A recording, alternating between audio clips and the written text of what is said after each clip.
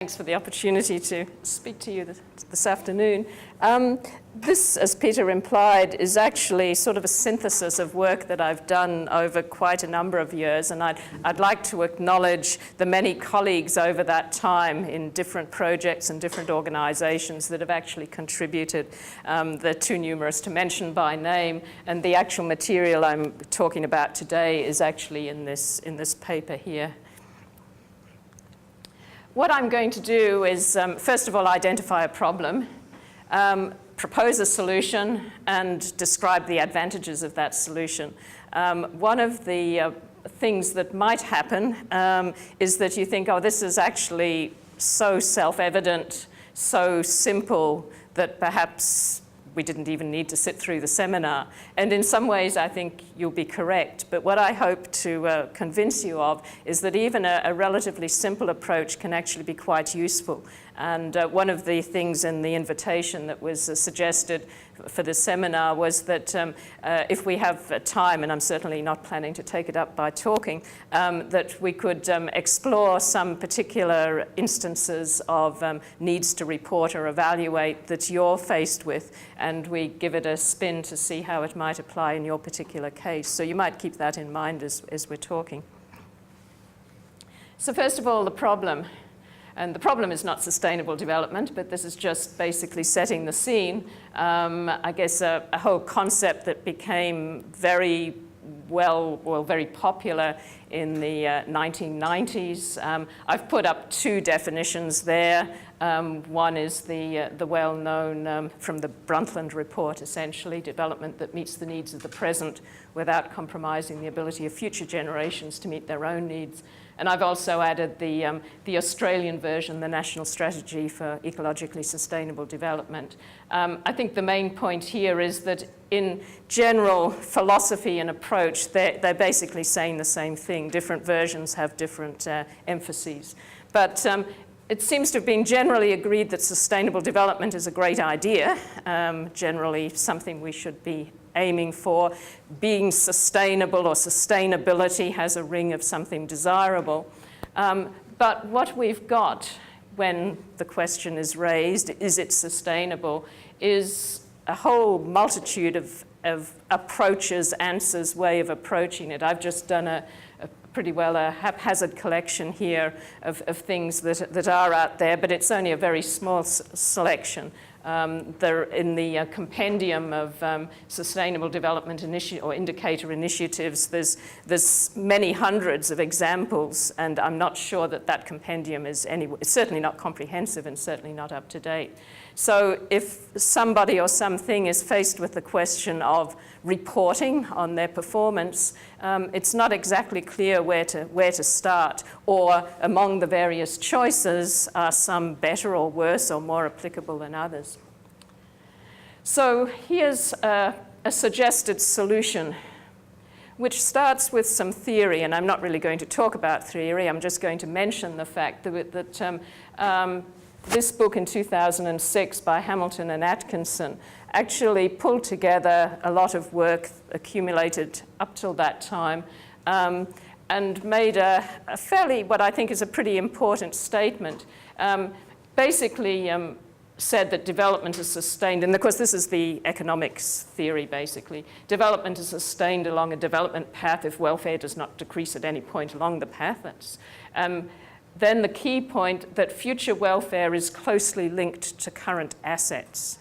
And there's some whole theoretical arguments as to why that might be the case. But then the real point that I'm basically taking off from is that changes in real asset values for a sufficiently broad array of assets, in other words, the array of assets have to be comprehensive, sufficiently broad, is sufficient to guide policy and determine the direction of change of social welfare. I'm quoting precisely from Hamilton and Atkinson. Or put in other terms, that rather than talking about the needs of the current and the future and getting all tangled up with what that means, this particular body of theory says that if we look at the assets, things to which we ascribe value, and look at how they're changing over time, that is sufficient to actually tell us whether we're heading in the right direction. And that moves a fairly hard or sort of intangible sort of concept to something very tangible, and in fact something that we do anyway a lot of the time. So that's basically the basis of what I'm going to be talking about today.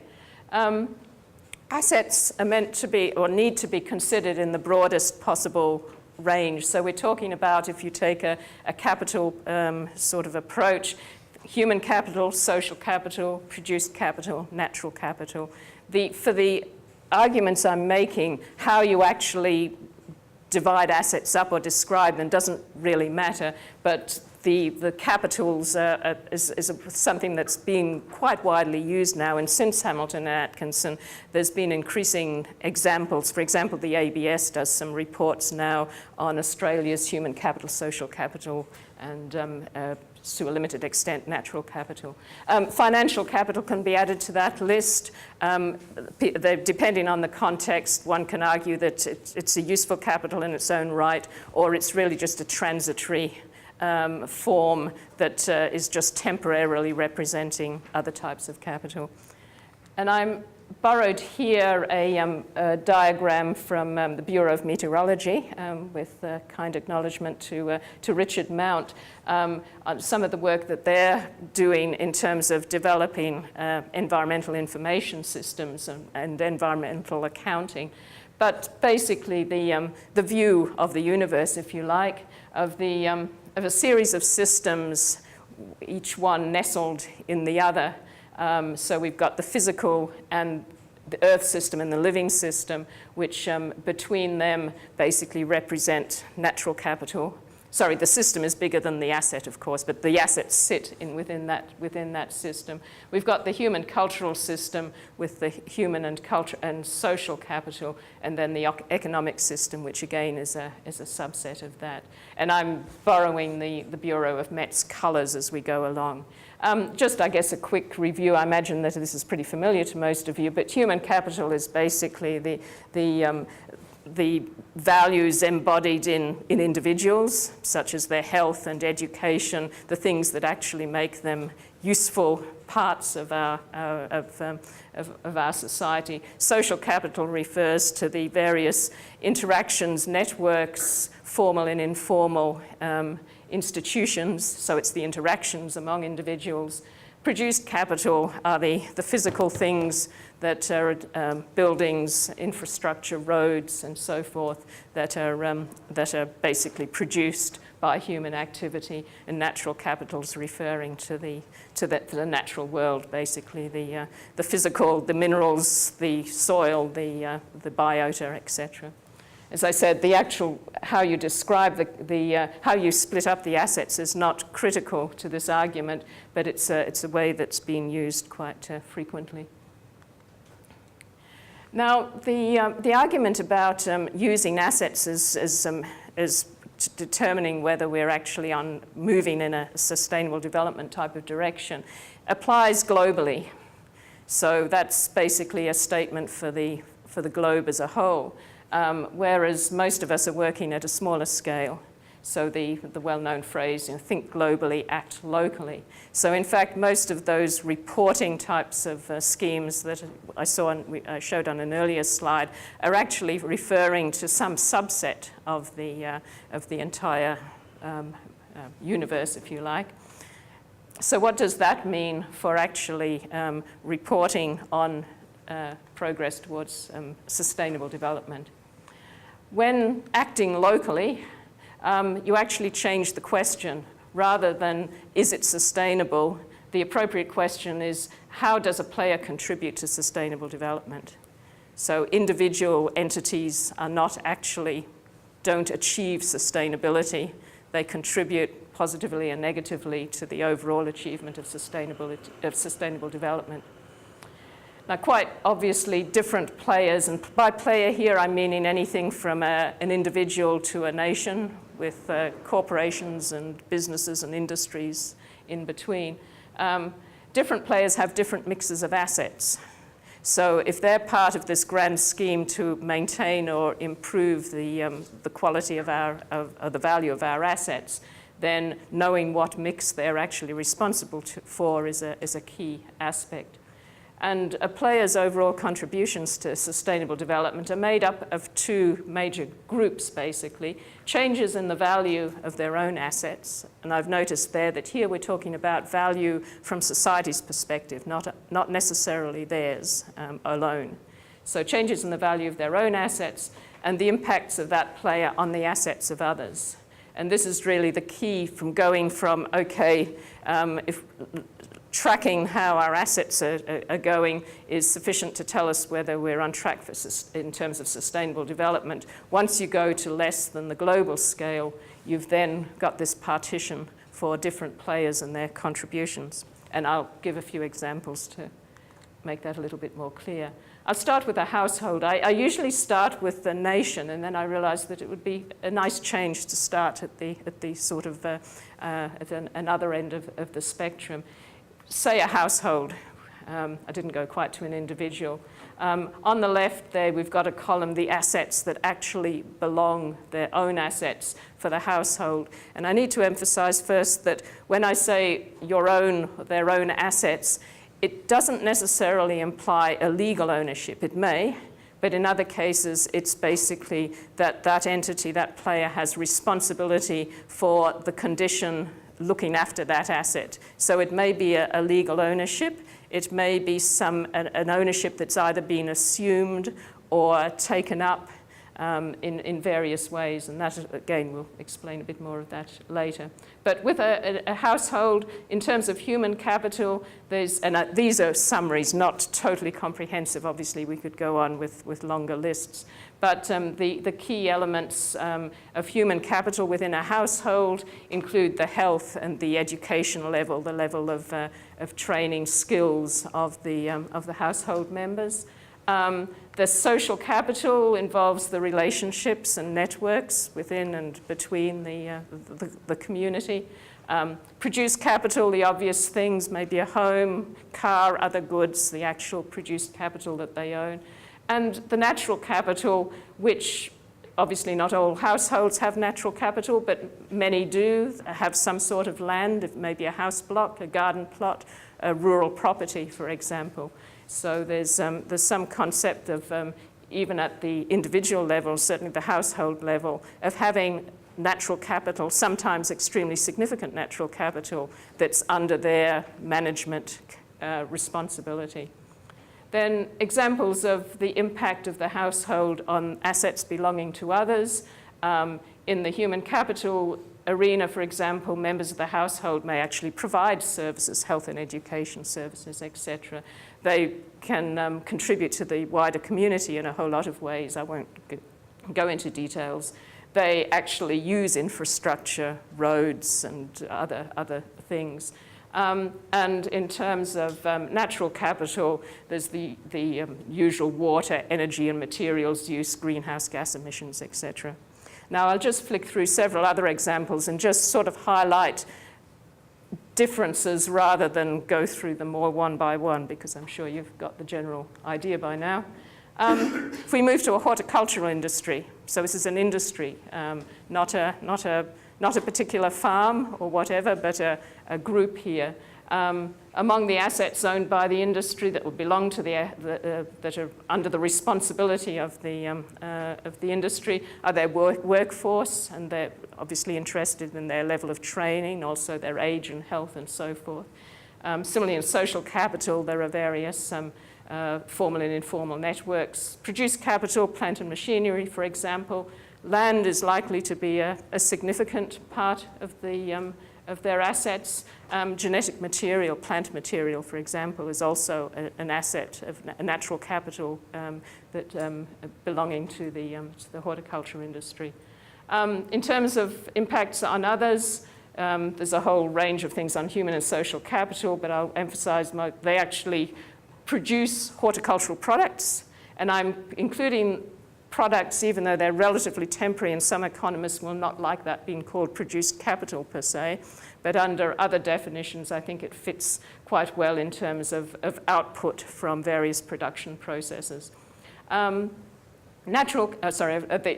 terms of impacts on others, One example of impacts on natural capital belonging to others could be chemical pollutants that move away from their particular land to others. And then again, we've got the water, energy, etc. Another example, a fishery, and here I'm defining a fishery as basically I'm assuming that there's a management agency, a fisheries management agency, and a collection of fishers, so forth. So I'm talking about the collection there. The things that are a bit different here, produce capital, boats, infrastructure, etc. Natural capital, they own. Here I've put down fish stocks, and this is very much depends on the particular legislation, but typical fisheries legislation makes the Fisheries Management Authority responsible for the state of the fish stocks. So in that sense, they own those fish stocks in terms of they're held into account for the state of those fish stocks. And that's, I guess, illustrates the point that when you have an asset that's belonging to you, it doesn't mean you have total control over what happens to it. So a fisheries management agency is judged by the condition of the stocks. They may change because of environmental or other influences over which it's not responsible, but nevertheless, the fisheries status reports come out and talk about the status of the stock, and the success or otherwise of the management agency is judged in those ways. The same way as a financial manager is judged by the results of their financial investments, even though the movement in stocks and shares is not under their control, but their success in managing that and maintaining the value of that asset is important.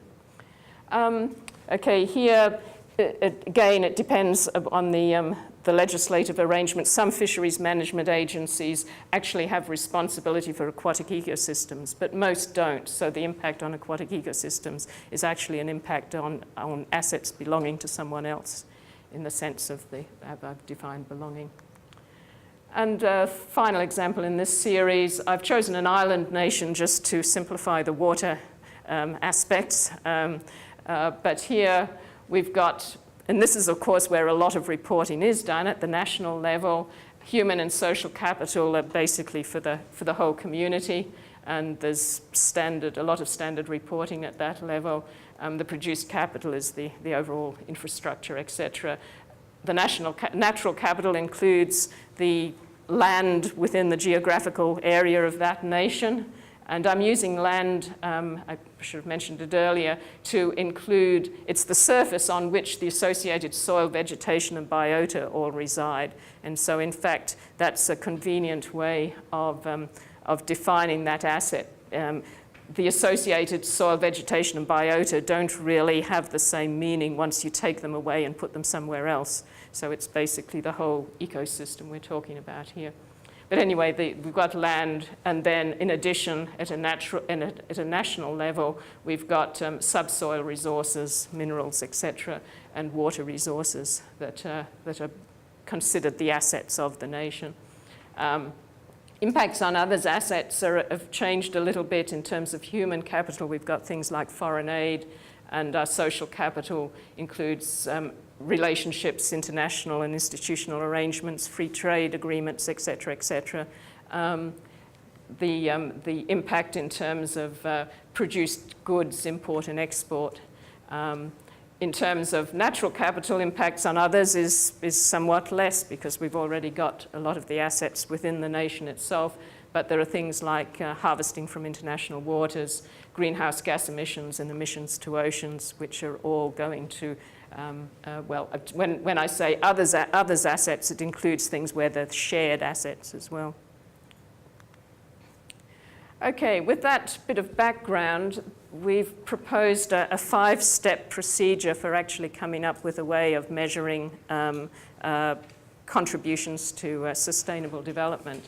And what I'll do is I'll just go through the 5 steps quickly and then use an example. The first one, which is always a key one, is to identify the player that you're talking about. I've given examples of several players from households to nation. If you're not clear what you're starting with, then it won't work very well from that point on. Secondly is to determine which assets belong to a player and assets that belong or are shared with others that the player affects, and that's what I've just shown you in 4 examples there. I gave a very superficial overview that in practice would be done in a much more thoughtful way and probably with an extensive consultation. Third thing is to specify the desired outcomes, because if you want to measure performance, you need to actually know what you're trying to achieve. And this is where the asset-based approach actually helps, because for each asset that belongs to the player, so the ones that were in the left-hand column, it's based on the state, the desired state of that asset in terms of, in most cases, it's fairly clear what things were regarded as improvements or increases in the value of that asset versus decreases. In cases where you've got an asset that belongs to someone else that you're affecting, you basically need to specify whether, if that impact is a positive one, then presumably maintaining it or increasing it is a desirable thing. And if the impact is negative, then you presumably would want to reduce it. The fourth step is to develop a measurement process, which follows from once you've specified the desired outcomes, and then find, okay, I'm going to talk about that right. I was going to go straight to step 5 without this. Basically, for assets that actually belong to the player, the measurement process, or you use the change in the state of the asset as the indicator. So you can the change in the state of that asset becomes the indicator of the contribution. So if a player is basically degrading an asset, that's a negative contribution to sustainable development. If the player is increasing the value of that asset, then it's a positive. I mean, it's pretty obvious, but nevertheless, it adds a certain amount of structure to the argument. And then for assets that are belonging to others, you basically use the impact of the player on the asset as an indicator. This is essentially equivalent to a stocks and flows type of approach, where we're looking at, so the performance of any particular player is a mix of the change in value of their stocks and also their impact, or essentially flows, to assets belonging to others. And then the final step is to link the results to decision-making and action. If that doesn't happen, then the reporting process is relatively, or doesn't have much use. I will go through a hypothetical example with Region A, which is a rural region. We're assuming that this region has some sort of, whether it's a council or some sort of governance structure that has responsibility or concern for the sort of everything that goes on in Region A. This is mainly rural with 2 towns and several small villages. It has major agriculture and forestry industries, several parks and nature reserves, some industry, including a carpet manufacturing plant. A little bit obscure why it would have a carpet manufacturing plant, but it's convenient for the example. And it has parts of it are vulnerable to flash flooding. This region wishes to report on its sustainability credentials. It's decided that this would be a good thing to do. It's seen it as something to show its good global citizenship. It also sees perhaps some spin-offs in terms of selling the region, perhaps in terms of products, and also making cases in other situations. So it has a mix of motives in terms of why it wants to do this. But it doesn't, like most regions, it has limited resources, doesn't have a lot of money to spend, wants to start with something that will have some immediate benefit and that can develop over time. So it's a relatively modest initial activity. So first of all, its contributions, in order to report on its contributions to sustainable development, it considers the assets that belong to it, and then its impact on the assets belonging to others. And in terms of the assets that the region actually has, in terms of human capital, social capital, produced capital, natural capital, it pretty quickly works out that it's sort of the key ones are in the human and social capital. Its people are particularly important to the region, as you might expect. And also its natural capital in terms of its agriculture and forestry activities. It also has the sort of standard type of produced capital in terms of various infrastructure and so forth. In terms of human capital, the things that it's particularly focusing on at the moment is in the area of education and training. And I'm now going sort of simultaneously to identifying particular aspects and then also stating the desired outcome. And this particular region has said it wishes to increase participation rate in post-high school education or training to 75% within 5 years. In other words, this is an increase it's wanting to achieve in terms of its human capital. Now, as I said, this is a hypothetical region, but in fact, almost all of these particular objectives come from real examples. In terms of social capital, it's particularly interested in increasing participation in the region in terms of decision making, and it's got a particular goal to increase participation in decision making. There are also a whole lot of other human capital and social capital aspects, many of which it can actually get from existing national data collection, such as, in our case, the ABS or whatever. So there's other aspects of human and social capital which it can readily get information on. In terms of produced capital, it's actually got a pretty good handle on its buildings and infrastructure, and it's already got systems in place to track those.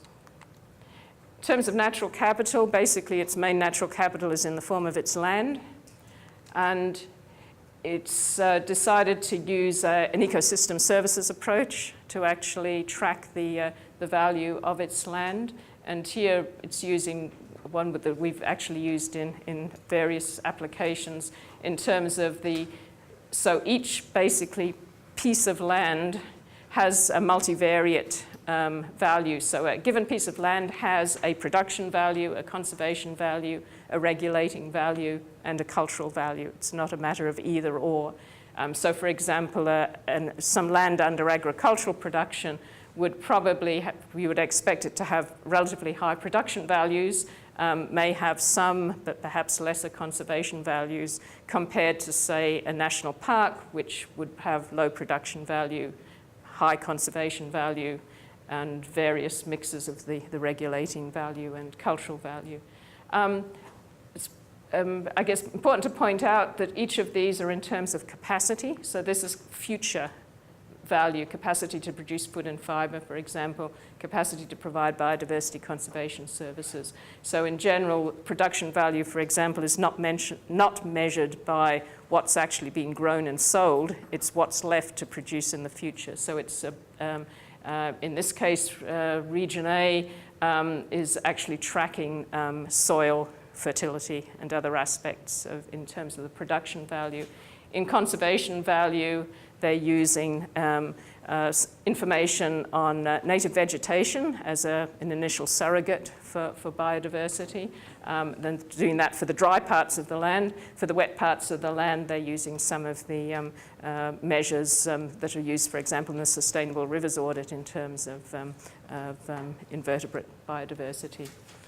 Regulating services, because I mentioned the flash flooding, one of the important regulating services is flood mitigation, and in terms of monitoring that value, they're actually having a regular assessment, commissioned an assessment in terms of the hydrological status of their waterways, and we'll get back to that in a moment. And cultural services include things such as recreational opportunity, or at least the ability of the land to produce recreational opportunities, various indigenous and non-indigenous cultural values, etc. So there's an awful lot packed up in there, as you can imagine.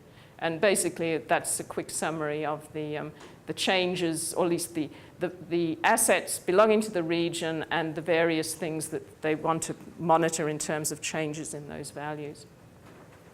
Going quickly to the other side of the ledger, if you like, the impact of the region on assets belonging to others. Human capital probably speaks for itself. I won't dwell on that. Social capital, this particular region has got a very strong feeling of contributing to national identity. It's got early pioneering pastoral country, and it wants to actually make sure that this is recognized and maintained in terms of its contribution to at the national level to national identity. And this is obviously a difficult one to measure, but it's decided at this point, perhaps a somewhat unsatisfactory, but nevertheless better than nothing, measure of its contribution to national identity is the number of visitors to its heritage museum. That's just to give an example of where things can start, and they may go on from there. In terms of things the region produces, there's obviously the agricultural products, there's the timber that comes from the forestry, and of course the wool carpets. Natural capital, this region actually takes its water from a larger river basin that's managed by an authority or entity outside the region. So its main objective here is to actually remain within its allocations. Atmosphere, it's got some specific goals in terms of greenhouse gas emissions. And overall, that's a quick schematic of what we've just looked at. So that's a quick overview of how the region is setting itself up. It also, well, okay, before I get to that, I should mention that in this hypothetical region, the idea was to have an initial report within 12 months, which was quite easy to do because, in fact, it was based on existing information. And then the goal is to actually report every 5 years.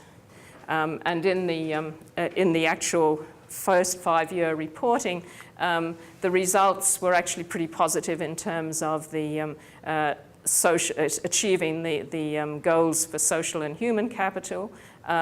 Also, biodiversity conservation, that one aspect of land value had improved with some extensive tree planting. Production value for the land, some of the agricultural land had actually gone in the wrong direction with some losses of fertility, and that was certainly a concern, and that was regarded as a negative contribution to sustainable development. And also due to clearing and some development along waterways, the actual risk of flash flooding had increased.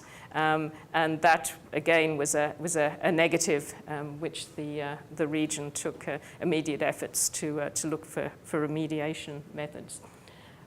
In terms of interactions with other players, the region, of course, has many other entities within it. And examples I've just put here quickly, and there's more detail in the paper I referred to. Within the region, I said there were forests and there are forest managers. Those forest managers are reporting in their forest activities in relation to the Montreal process and the associated Australian variations of that. And in fact, it's very easy to link the Montreal process and its criteria to an asset-based approach. There's a few things in that particular process that need to be changed slightly, but it actually lines up pretty well. Various businesses within the region are reporting according to the Global Reporting Index, the GRI, which is a fairly widely used index for corporations. That again aligns pretty well, but there's one big difference between an asset-based approach and the GRI is that the GRI tends to assume that corporations will not own any natural capital. They do talk about impacts on natural capital or impacts on the environment, but they do it very much as effects on assets belonging to others. Now, as I illustrated with the household, even a very modest entity can quite easily own a significant part of land and natural capital. And one of the points here is that we're not just sort of talking about conservation on national parks and then something else over here. We're looking at the whole land surface and how it all contributes to the particular outcomes that we're trying to achieve.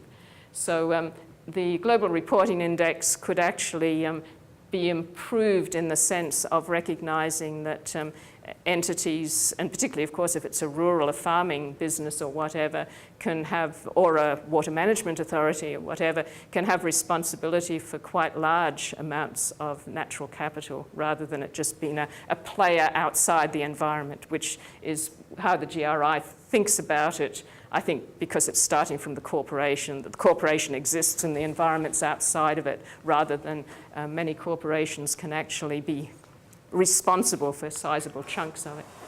And then the wool carpet manufacturer actually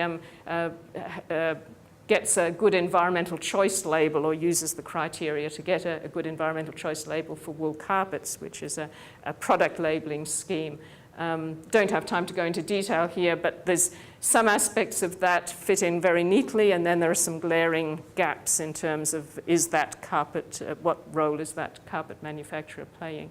But the main point is that most existing schemes have elements of an asset-based approach, and if you're already involved in one of those, changing, sort of rounding it out to fit the asset-based approach is usually not a particularly difficult or big activity. So, advantages. Where I started, it actually has a direct connection to the theoretical interpretation of sustainable development. The observation has been made with many of the existing reporting frameworks that while they sort of look very nice, it's not clear how they connect to sustainable development. They have a list of some environmental and some social things, but there's not, there's not actually a close link to the interpretation of sustainable development, using the theory that sustainable development can be considered in terms of changes in asset values. Then you've got a direct link as to, well, what's this got to do with sustainable development? It's actually saying how our assets are changing, either our own or the ones we're affecting, and therefore there is a conceptual link. As I've just mentioned, it integrates many existing reporting schemes, but I will just give another example. The pressure state response framework, which is an old and widely used approach to environmental monitoring initially, developed by the OECD, and I guess what the Organization for Economic Cooperation and Development, I should spell it out. It's widely used. It's the basis of many other reporting activities. It has the underlying premise that human activities exert pressures on the environment, and the result of those pressures affects the state of the environment, and then society responds through changes in awareness, policies, and behavior. So you'll often see things separated as pressure state response. Now, extending this and taking advantage of an asset-based approach is, you note that first of all, the PSR framework is a global level framework. It's basically, it sort of makes sense overall at the global level. But once you move to a local level to work in a sustainable development context, you need to extend it a bit so that the state needs to include the condition of the assets belonging to the player, plus the impacts of the player has on the assets belonging to others. The PSR framework sort of ignores it sort of says, okay, we'll look at these assets, but ignores what you're doing elsewhere. So, for example, if you're doing it in a national scale, tends to ignore the fact that you've exported your impacts, say, overseas, right, and just looking at what's at home. And then pressure is the impact of other players on the player of interest things. So other players are exerting pressures on your assets, and so that sort of fits in nicely with the concept of both the asset-based framework and the PSR. And then the actions and responses that each player takes can potentially exert pressures on other players. So what this is doing basically is moving the pressure state response framework into a very static sort of thing into a system where you've got multiple players and they're basically exerting pressures on each other. And that, I think, overcomes some of the criticisms. It has been said that the PSR framework isn't useful for sustainable development. But I think with this sort of extension, it fits in quite well. This approach also provides a basis for determining when information can be combined to report at different scales. There's often been an ideal that we would like a reporting system that if we do it for these units and then we want it for a bigger unit, we could just add them all up and we'd have the answer. That's sort of an ideal. Well, that is not possible, I would argue, but the asset-based approach allows you to determine when you can do it in a partial sense. And I'll just explain, I'll just state quickly. You can combine condition information. So if you've got multiple players with, say, with different parts of the land, you can combine that information to get a view for the whole thing. You can combine impact information. So if we've got greenhouse gas emissions and we're all emitting different amounts, you can add those up and get the overall emissions. But you cannot mix condition and impact information in order to get results at higher scales. And just illustrate that a bit more clearly, here's a region, region Z, a very rectangular region or square. It has, it's an area of land and it has a body of water in the middle, say a lake. The assets there are basically the land and the water in the lake. That maybe this is a regional council or something or other. There are 4 landholders in this region, as shown there by their parcels of land in 4 parcels there.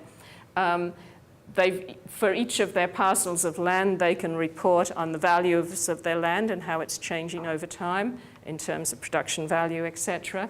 And Region Z can take all that information from them and combine it to get a view of the condition of the land for that region. However, the water in the middle there is actually a shared resource. It's a resource that's shared among all the landholders and doesn't belong to any of them. No one individual is responsible for the condition of that water. I mean, it's a common resource. They, in their reporting, take into consideration their extractions and possibly flow into that water body, so their impacts on that water body, also their discharges into it in terms of pollutants and so forth. So they measure their contributions in terms of natural capital by the change in the condition of their land and the things they do to that water body. The region as a whole, as I said, can monitor the condition of the land by taking the reports from each of the individual landholders. However, to monitor the condition of its water body, which is definitely an asset belonging to the region, even though it doesn't belong to any individual landholder, it is not going to, for example, take the information on discharges into water from each landholder and use that to work out the condition of its water body, of its water. It'll actually take measurements of the water quality, and that's it'll all become clear after a while, but that's the distinction between being able to just add things up versus measure condition directly. Okay, and the final point I want to make here in terms of advantages is that the asset-based approach aligns with governance issues and can be useful in just checking those out. For example, when several players have an impact on an asset that does not belong to them, a governance arrangement is needed. It's basic things like atmosphere, where doesn't belong to individual players, it's a shared resource. You need something like a Kyoto Protocol or other arrangements in terms of achieving your objectives. Similarly, shared water resources, a water management agency, a fisheries management agency. And then the other point is if the same asset belongs to more than one player, relationships need to be clarified. So for example, there's land that belongs to a farmer, but also belongs to a catchment management agency in the sense that that catchment management agency is responsible for things or has a concern about things that happen in there, and presumably also to the region, whatever the regional or state body is there. So when you're trying to tease out the asset relationships in order to do your reporting, you basically also tease out the governance relationships, and may reveal some things that would ideally be done differently. And the final conclusion at this point is to basically say that reporting on sustainable development using an asset-based approach is a simple and easily implemented idea which has quite a lot of advantages. So thank you very much.